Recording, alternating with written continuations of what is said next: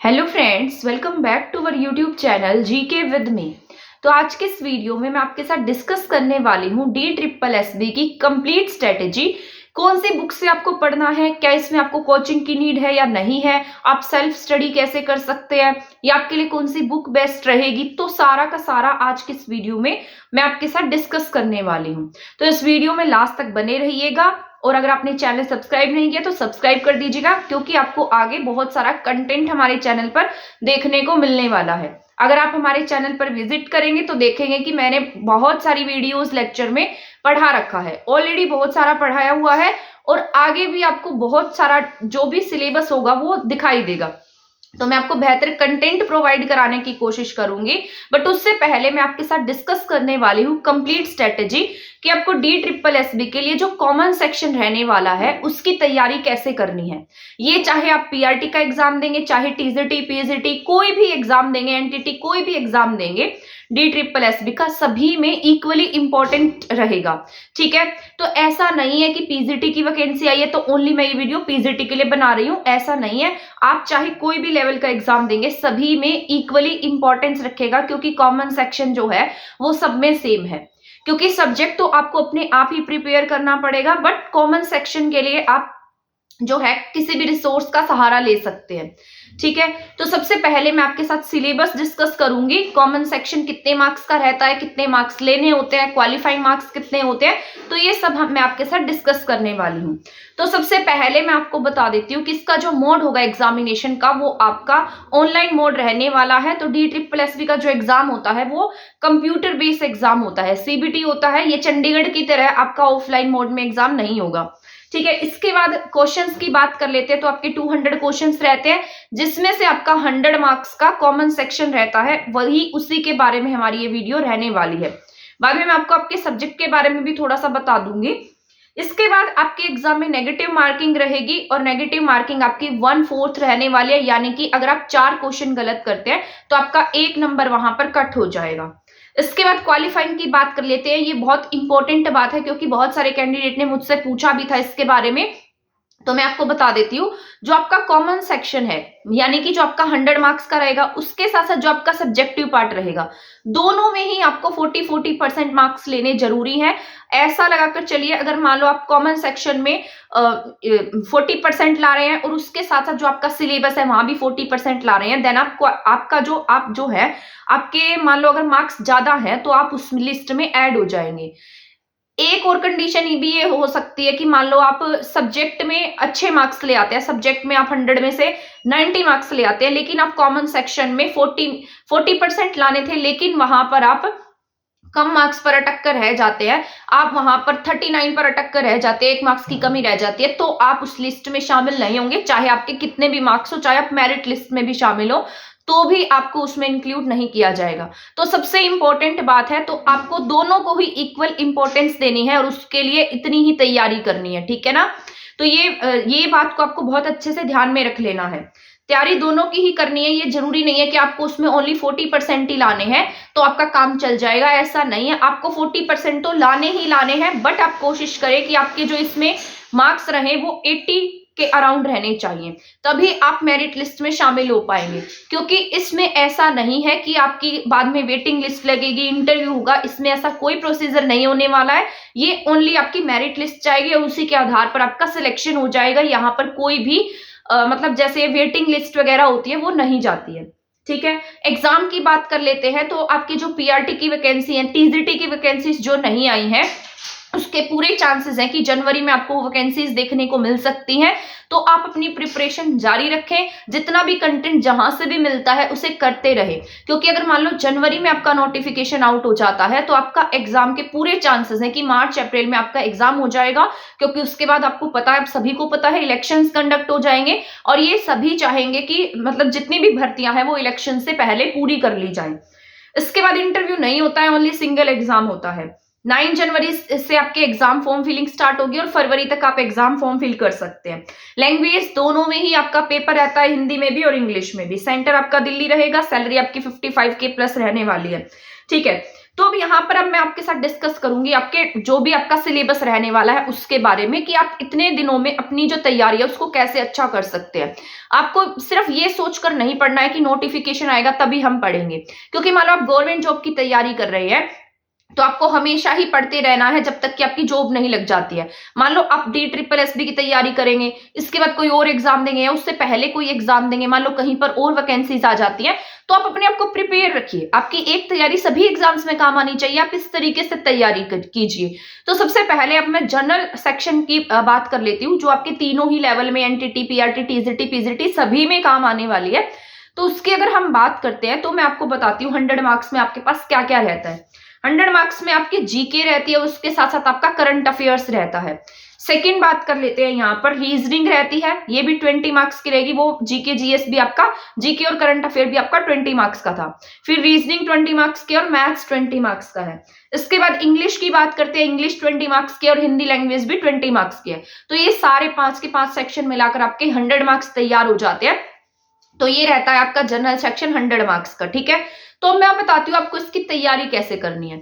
सबसे पहले मैंने आपको जीके की बात बताई और करंट अफेयर्स की बात बताई है। यहाँ इसकी टेंशन आपकी सारी की सारी खत्म हो जाएगी अगर आप मेरे चैनल पर विजिट करेंगे। मैंने सारी जीके करा रखी है चैनल पर, उसमें मैंने आपको सारी हिस्ट्री करा रखी है, मॉडर्न हिस्ट्री। इसके साथ साथ मैंने वहां पर स्टैटिक जीके करवा रखी है जो आपके एग्जाम में पूछी जाएगी, ठीक है। इसके अलावा पॉलिटी कंप्लीट करा रखी है। तो जिसका मन करता है वो उन्हें देख सकता है। और इसके साथ साथ मान लो अभी मैं सीरीज स्टार्ट कर रही हूँ एंशिएंट इंडिया की, वो मैं इतने डिटेल से और अच्छे से समझाने वाली हूँ कि अगर मान लो उसका आप में से कोई क्वेश्चन आ जाता है, वो सारी एनसीईआरटी बेस है, ल्यूसेंट बेस है, और जो भी मेरे स्टैंडर्ड नोट्स थे वहां से मैंने उन्हें तैयार किया है। तो अगर मान लो आपका मन करता है तो मैं सीरीज स्टार्ट कर दूंगी। अगर आप ऐसा कहते हैं कि स्टार्ट कर दीजिए, हमें तैयारी करनी है, तो मैं जरूर शुरू कर दूंगी उसे। तो एंशिएंट इंडिया की एक क्लास मैंने कराई थी, बट उसके बाद मैंने वो क्लास नहीं कराई है। बट अगर आप कहेंगे तो मैं उसे जरूर स्टार्ट करूंगी। एंशिएंट इंडिया में आपको कभी भी कोई दिक्कत नहीं आएगी, चाहे आप कोई भी एग्जाम दे लेंगे। करंट अफेयर्स में मंथ वाइज करंट अफेयर हमारे चैनल पर करा रही हूँ। सितंबर का करा दिया है, अक्टूबर का आज या कल में आपको हमारे चैनल पर देखने को मिल जाएगा। फिर ऐसे ही नवंबर का मंथ वाइज, दिसंबर का मंथ वाइज। उसके बाद जनवरी का करंट अफेयर मैं आपको डेली का कराऊंगी, और डेली का कराने के बाद फिर मैं आपको मंथ वाइज भी सारा का सारा कराने वाली हूँ। तो अगर आप चैनल के साथ बने रहेंगे तो आपको आपके जो ये 20 नंबर है, ये इसके लिए आपको और कहीं नहीं जाना पड़ेगा, ये यहीं से तैयार हो जाएंगे। मैं ये नहीं कहती कि आप सिर्फ मेरे चैनल से ही प्रिपरेशन कीजिए, आप जहां से भी प्रिपरेशन करते हैं आप ना ऐसा मत कीजिए कि आज एक वीडियो यहाँ से देख ली, कल एक वीडियो वहां से देख ली, परसों एक वीडियो वहां से देख ली। आपको यूट्यूब का यूज करना आना चाहिए, आपको उसमें मिस यूज नहीं करना है। बट बहुत सारे कैंडिडेट ऐसे होते हैं जो इसकी भी वीडियो देख लेते हैं, उसकी भी देख लेते हैं, वहां भी देख लेते हैं, पर उसका आउटपुट कुछ भी नहीं निकलता है। आपको सिर्फ एक जगह से प्रिपरेशन करनी है, फिर वो आप कहीं से भी कर सकते हैं, ठीक है। तो अगर आपका मन करे तो आप हमारे चैनल से प्रिपरेशन कर सकते हैं। और प्लेलिस्ट बनी हुई है एसएसटी चंडीगढ़ पीआरटी एसएसटी के फोल्डर के नाम से मिल जाएगी, वहां पर आपको पॉलिटी और हिस्ट्री देखने को मिलेगी, ठीक है। इसके साथ साथ करंट अफेयर्स की प्लेलिस्ट मैं बना दूंगी, तो वो भी आप देख लेना। तो उसका मंथ वाइज करंट अफेयर सारा अवेलेबल हो जाएगा, सारी टेंशन खत्म हो जाएगी आपकी यहाँ से 20 मार्क्स की। मैथ्स की बात कर लेते हैं और रीजनिंग की बात कर लेते हैं। अगर मैथ्स की मैं बात करती हूँ तो जैसे एसएससी वाले स्टूडेंट्स प्रिपरेशन करते हैं मैथ्स की, जैसे किरण की मैथ में से, किरण की बुक में से कर लेते हैं, या कोई और पब्लिकेशन होता है वहां से प्रिपेयर कर लेते हैं। तो आप क्या करेंगे, जो भी बुक आपको अच्छी लगती है, मैं कोई प्रेफर नहीं करूंगी, कोई भी बुक जहां से आप अच्छी सी प्रैक्टिस कर सके। पहले अपने कंसेप्ट बनाए, जैसे टॉपिक्स देख लें, जैसे वर्क डिस्टेंस का टॉपिक हो गया, मतलब प्रॉफिट लॉस का टॉपिक है, ठीक है, सीआई है, एसआई है, नंबर सिस्टम है, ज्योमेट्री है, ट्रिग्नोमेट्री है। ये सारे जो टॉपिक्स होते हैं ना, ये हमेशा क्वेश्चन पेपर में आते हैं। टाइम एंड वर्क है, डिस्टेंस एंड टाइम है, एवरेज है, ठीक है, परसेंटेज है, तो पार्टनरशिप है। ये ऐसे टॉपिक होते हैं जो हर एग्जाम में ही पूछे जाते हैं। तो इसके पूरे चांसेस रहेंगे आपके इन टॉपिक्स में से क्वेश्चंस आने की। आपको ये इतने अच्छे से करने हैं कि मान लो आपके एग्जाम में आ जाते हैं ना, तो आप उसे सॉल्व कर पाए। आपको यहीं पर इतनी सारी प्रैक्टिस कर लेनी है। तो आप इसके लिए कोई भी स्टैंडर्ड बुक फॉलो कर सकते हैं, जो भी आपके पास है। मान लो आपके पास कोई बुक है तो आपको नहीं परचेज करने की नीड नहीं है, आप उसी में से प्रिपरेशन कीजिए। बट हाँ, आप कुछ ऐड कर सकते हैं, जैसे आप प्रैक्टिस कर सकते हैं। आप कहीं से भी जाएं, प्रैक्टिस कीजिए। एसएससी के क्वेश्चंस पेपर मिलते हैं, चंडीगढ़ पीआरटी के मिलते हैं, DSSB के प्रीवियस ईयर मिलते हैं, सभी को अच्छे से करना है, ठीक है। सारे प्रीवियस ईयर्स बहुत अच्छे से कर लेने हैं। इसके बाद अगर मैथ्स रीजनिंग की बात करते हैं, सेम रीजनिंग में भी आपको यही पैटर्न फॉलो करना है। रीजनिंग के लिए भी आप कोई भी स्टैंडर्ड बुक ले लीजिए या फिर आपके पास जो भी अवेलेबल है उसमें से अपनी तैयारी कर सकते हैं। मतलब बहुत सारे कैंडिडेट होते हैं जो तैयारी करते हैं, उनके पास ऑलरेडी बुक्स होती हैं, तो उन बुक्स में से भी आप अपनी प्रिपरेशन कर सकते हैं। बट इसके अलावा आपको सारे प्रीवियस ईयर सॉल्व करने हैं, सारे प्रीवियस ईयर्स देखने हैं कि किसमें से कौन से क्वेश्चंस आए थे, तो उनकी प्रिपरेशन करनी है, ठीक है। इसके बाद में अगर इंग्लिश और हिंदी की बात करती हूँ तो आप कहेंगे तो इंग्लिश हिंदी में बहुत अपने चैनल पर ही आपको करा दूंगी। इंग्लिश में मेरा टीजीटी पीजीटी दोनों क्वालिफाई है, मैं आपको बहुत अच्छे से इंग्लिश का सिलेबस कवर करा सकती हूँ अगर आप सपोर्ट करेंगे। तो अगर आप वीडियोस देखेंगे तभी मैं कराऊंगी, अदरवाइज इसको कराने का कोई फायदा नहीं है। तो अगर मैं इसकी बात कर लेती हूँ तो जैसे इंग्लिश है, इंग्लिश में मैंने बहुत सारी वोकैबुलरी ऑलरेडी बिल्कुल ट्रिक्स के साथ और बहुत ईजी तरीके से समझा रखी है, और आपको वोकैबुलरी पर बहुत ज्यादा फोकस्ड रहने की नीड है, क्योंकि इसमें कॉम्प्रीहेंशंस भी सुना था कि कॉम्प्रीहेंशंस भी आते हैं। इसके साथ साथ आपके ग्रामेटिकल रूल की बात कर लेते हैं तो वोकैबुलरी देखने को मिलती है, साथ साथ आप कुछ टॉपिक्स कर सकते हैं, ठीक है। जैसे मोडाल्स का टॉपिक है, नरेशंस का टॉपिक है, एक्टिव पैसिव वॉइस है, टेंस है, ठीक है। ये टॉपिक्स ऐसे होते हैं जो हर एग्जाम में आते हैं, तो आप इन्हें भी कर सकते हो। वोकैबुलरी सारी मैंने ट्रिक्स के साथ, जैसे एंटोनिम्स, सिनोनिम्स है, रूट वर्ड्स है, ये सारे करा रखे हैं। आप कहेंगे तो मैं दोबारा से इनकी प्रिपरेशन करा दूंगी, ठीक है। इसके लिए आप बुक, अगर मैं बुक की बात करती हूँ तो बुक के लिए आप फॉलो कर सकते हैं, ल्यूसेंट की बुक को फॉलो कर सकते हैं, या फिर आप नीतू सिंह की बुक को भी फॉलो कर सकते हैं। 20 मार्क्स इजीली आप वहां से ले आएंगे। इसके बाद हिंदी की बात कर लेते हैं। हिंदी के लिए आप ल्यूसेंट की बुक को फॉलो कर सकते हैं, वहां से आप हिंदी अपनी कवर कर सकते हैं। अगर आप कहेंगे तो मैं मेरे चैनल पर हिंदी करा दूंगी, अगर आप कहते हैं तो। अगर आप क्लासेस देखेंगे, अगर आपको उसमें बेनिफिट मिलता है तो आप कहेंगे तो मैं उसको स्टार्ट करा दूंगी, ठीक है। हिंदी में बहुत सारे टॉपिक्स, जैसे समास का टॉपिक, अलंकार का टॉपिक, वर्ण सिस्टम, जो वर्ण विचार वाला टॉपिक होता है वो बहुत जरूरी होता है और हर एग्जाम में आता है, ठीक है। इसके साथ साथ जैसे और टॉपिक्स होते हैं, अलंकार का टॉपिक है, विशेषण, क्रिया विशेषण, इस तरीके के जितने भी टॉपिक्स है ना सारे आपको करने हैं। कॉम्प्रीहेंशंस भी, कॉम्प्रीहेंशंस तो इजीली सॉल्व हो जाता है, बट आपको ग्रामेटिकल जो भी ग्रामर आएगी उस पर भी फोकस रहने की नीड होगी, ठीक है। तो यहां से आप अपना टारगेट लेकर चले कि आपको 80 प्लस मार्क्स जो है वो लाने ही लाने हैं, क्योंकि अगर मान लो आप 80 प्लस का टारगेट लेकर चलेगी तभी कहीं आप जाकर 60-70 इस तरीके से मार्क्स ला सकते हैं। तो अपना टारगेट जो है वो हमेशा हाई रखें। तो कॉमन सेक्शन में आप 80 प्लस मार्क्स इजीली ले आएंगे अगर आप इस तरीके से तैयारी कर लेते हैं तो, ठीक है। 80 प्लस का टारगेट रखेंगे तभी कहीं जाकर 70-80 के बीच में आपके मार्क्स आने वाले हैं। तो हिंदी के लिए आप ल्यूसेंट की बुक को भी प्रेफर कर सकते हैं। अगर मान लो आपको वीडियो लेक्चर से पढ़ना पसंद नहीं है, आपको खुद से पढ़ना पसंद है, तो आप खुद से तैयारी कर सकते हैं। मैं तो हमेशा सेल्फ स्टडी को ही प्रमोट करती हूँ, क्योंकि सेल्फ स्टडी जो होती है वो सबसे ज्यादा जरूरी होती है। और हम मतलब ऐसी बात नहीं है कि कोचिंग अच्छी बात नहीं होती। जो स्टूडेंट अपने आप से नहीं पढ़ सकते, या जिन्हें कहीं मोटिवेशन की नीड होती है, या फिर जिन्हें आदत होती है मतलब उस तरीके से पढ़ने की, हर किसी का पढ़ने का तरीका अलग अलग होता है। मेरा तरीका, मुझे सेल्फ स्टडी करके पढ़ना पसंद है। आपका तरीका होगा, या आपको कोचिंग से पढ़ना पसंद होगा, या आप यूट्यूब लेक्चर से पढ़ते होंगे, या बुक से पढ़ते होंगे। तो हर किसी का अपना अलग अलग तरीका है। तो मान लो आपको बुक से पढ़ना है तो सारी बुक्स मैंने बता दी हैं, वीडियो लेक्चर्स का सहारा लेना है तो वीडियो लेक्चर्स मैंने आपको बता दिए हैं, और ये बिल्कुल फ्री अवेलेबल रहने वाले हैं हमारे चैनल पर, ठीक है। इसके साथ साथ मान लो अगर हम बात करते हैं सब्जेक्टिव पार्ट की, तो सब्जेक्टिव पार्ट के लिए आप क्या कर सकते हैं, सब्जेक्टिव पार्ट के लिए आप फॉलो कर सकते हैं अपनी जितनी भी बुक्स हैं, मतलब जो भी बुक्स आपको अवेलेबल होती है। जैसे ग्रेजुएशन में आपने क्या पढ़ा था, मास्टर्स डिग्री में आपने क्या पढ़ा है, एनसीईआरटीज में आपने क्या पढ़ा है, उन सबको फॉलो कीजिए, उन सबकी अच्छे से तैयारी कीजिए। और मोस्ट इंपॉर्टेंट बात है कि आपको प्रैक्टिस पर बहुत ज्यादा फोकस रहना है। सबसे पहले आप कहीं भी प्रीवियस ईयर चेक करना, उसी के आधार पर अपनी तैयारी करना शुरू कर देना, ठीक है। और नोट्स की भी बात कर लेते हैं। अगर मान लो आपको पॉलिटी हिस्ट्री के नोट्स चाहिए हैं तो आप exam fact academy app download कर सकते हैं, वहां पर आपको ये नोट्स भी अवेलेबल हो जाएंगे। ये उसमें करंट अफेयर्स भी इंक्लूड रहेगा, हिस्ट्री इंक्लूड है, पॉलिटी इंक्लूड है। इसके साथ साथ जैसे कुछ टॉपिक इकोनॉमिक्स के ऐड कर रखे हैं, कुछ ज्योग्राफी के भी ऐड है। तो ये अगर आपको चाहिए है तो 99 रुपीज में अवेलेबल है एग्जाम फैक्ट एकेडमी ऐप पर। वो सारे के सारे मेरे हैंड रिटन नोट्स हैं, उसमें आपको करंट अफेयर भी देखने को मिलेगा, अगस्त से पहले का भी सारा टॉपिक वाइज करंट अफेयर है, स्टैटिक जीके भी ऐड है उसमें।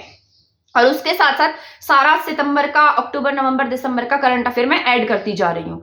तो वो आपके लिए बहुत यूजफुल भी रहने वाले हैं। अगर आपका मन करता है, आपको अपना टाइम बचाना है, आपको वहां से रीड करना है, या आप वीडियो लेक्चर्स देखते हैं एंड देन आप उसमें से पढ़ना चाहते हैं, तब आप उसे ले सकते हैं। इसके अलावा मैं आपको सारी प्रिपरेशन अपने चैनल पर कराऊंगी, जो जो मैंने आपको बताई है। तो ऐसे अपने सब्जेक्ट में लेकर चलेंगे, टारगेट लेकर चलेंगे, टोटल मार्क्स का 170 प्लस का टारगेट लेकर चले, तभी कहीं आप मेरिट लिस्ट में आगे जा पाएंगे। अगर आप टारगेट ही लेकर चल रहे हैं, यहाँ पर मेरे 120 आ जाए, 130 आ जाए, मैं पास हो जाऊं, तो आप ये सोच कर चले 70-80 पर अटक जाएंगे। जब हम हमारा टारगेट बड़ा सेट करके चलते हैं, तभी कहीं हम एग्जाम को क्रैक कर पाते हैं। तो मैंने बस आपको यही बताया है कि आपको किस तरीके से तैयारी करनी है। अगर आप हाउसवाइफ हैं या घर पर रहकर प्रिपरेशन करना चाहते हैं, तो आप अपनी सारी स्ट्रेटेजी को इस तरीके से फॉलो कर सकते हैं। इस फोन का जो यूज है ना, बहुत सलीके से करना होता है, बहुत अच्छे तरीके से करना होता है। आप, क्योंकि फोन जो होता है, अगर मान लो एक बार हमने यूट्यूब खोल लिया, ये क्लास भी अच्छी लग रही है, देख ली, और इसका थंबनेल भी अच्छा है, यहाँ से भी देख लेते हैं, हाँ इन्होंने तो ये करा रखा है, ये भी देख लेते हैं। आप कहीं भी किसी भी एक चैनल को फॉलो करें और वहीं से अपनी प्रिपरेशन स्टार्ट कर दे। पहले आप रिसर्च करें, आप पहले देखें कि आपको कहाँ से पढ़ना है, 5-7 दिन लगा दो उस पर, पहले सारा कंटेंट चेक कर दो कि किसका कंटेंट कैसा है, फिर उसके बाद डिसाइड करें कि मुझे कहां से पढ़ना है। ठीक है ना। ये नहीं है कि आप सभी की क्लासेस देखते रहते उसका आउटपुट कुछ भी नहीं निकलता है, देन आप एग्जाम क्वालिफाई नहीं कर पाएंगे। ठीक है, तो ये मुझे बताना था आपको, बस ये मैंने आपके साथ डिस्कस कर दिया है। आगे कोई भी अपडेट होती है तो मैं आपको न्यू वीडियो में अपडेट दे दूंगी। जैसे कुछ कैंडिडेट पूछते रहते हैं एनटीटी कितने ईयर का वैलिड है, या फिर आपकी एज क्राइटेरिया क्या है, ये तो जब आपका फाइनल नोटिफिकेशन जब आएगा, मतलब फॉर्म फिलिंग होगी, तभी ये हम देख सकते हैं कि इसमें कि वो कितनी वैकेंसी, मतलब कैसे आपका प्रोसीजर रहने वाला है। ठीक है, तो वैसे जहां भी मैंने सर्च किया था, तो पहले के अकॉर्डिंग तो एनटीटी 2 इयर्स का मांग रखा है, और इसके साथ साथ एज क्राइटेरिया जैसे पीआरटी के लिए 30 था, टीजीटी के लिए 32 था एंड पीजीटी के लिए 36 था। अब शायद अगर मान लो रूल्स में कुछ चेंज हो गए हैं, तो वो जब नोटिफिकेशन आएगा तब आपको पता लग जाएगा। ठीक है, तो मिलेंगे नेक्स्ट वीडियो में, तब तक आप चैनल के साथ बने रहिए। चैनल को सब्सक्राइब नहीं किया तो सब्सक्राइब कर देना, वीडियो को शेयर नहीं किया तो आप इसे शेयर कर देना, और चैनल के साथ बने रहना। आगे बेहतर कंटेंट प्रोवाइड हो जाएगा आपको इसी चैनल पर। थैंक यू, धन्यवाद।